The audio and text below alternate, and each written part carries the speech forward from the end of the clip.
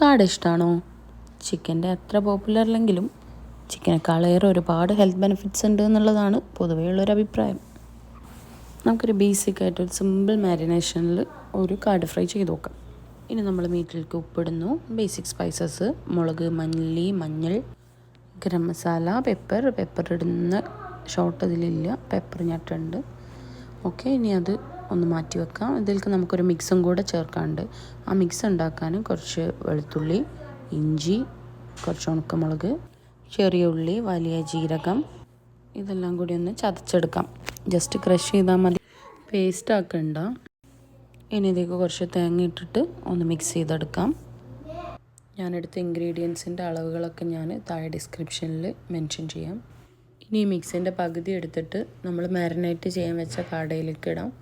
എന്നിട്ട് നന്നായിട്ടൊന്ന് മിക്സ് ചെയ്തിട്ട് കുറച്ച് സമയം റെസ്റ്റ് ചെയ്യാൻ വേണ്ടിയിട്ട് മാറ്റി വെക്കാം. ഇനി വെളിച്ചെണ്ണ എടുക്കുക. വെളിച്ചെണ്ണയിൽ ആദ്യം നമ്മൾ ആ മാറ്റി വെച്ച മിക്സ് കുറച്ച് കറിവേപ്പില, പച്ചമുളക് എല്ലാം കൂട്ടിയിട്ട് ഒന്ന് പൊരിച്ചെടുക്കാം. ആ എണ്ണയ്ക്ക് കുറച്ചും കൂടി ഒരു ഫ്ലേവർ കിട്ടും. ഇനി ആ സെയിം എണ്ണയിൽ തന്നെ കാട ഇട്ടിട്ട് നമുക്ക് പൊരിച്ചെടുക്കാം. പൊരിക്കണു, പ്ലേറ്റ് ചെയ്യണു. നമ്മൾ ഉണ്ടാക്കി വെച്ച മിക്സ് അതിൻ്റെ മേലെ ഇടുന്നു. ആ സെൻറ്ററിലുള്ള ഗോൾസിലോ നമ്മൾ ഇന്നലെ ഉണ്ടാക്കിയതാണ് കേട്ടോ. അപ്പോൾ ഉണ്ടാക്കി നോക്കല്ലേ, very simple, very tasty. Okay, കഴിഞ്ഞു, ബൈ.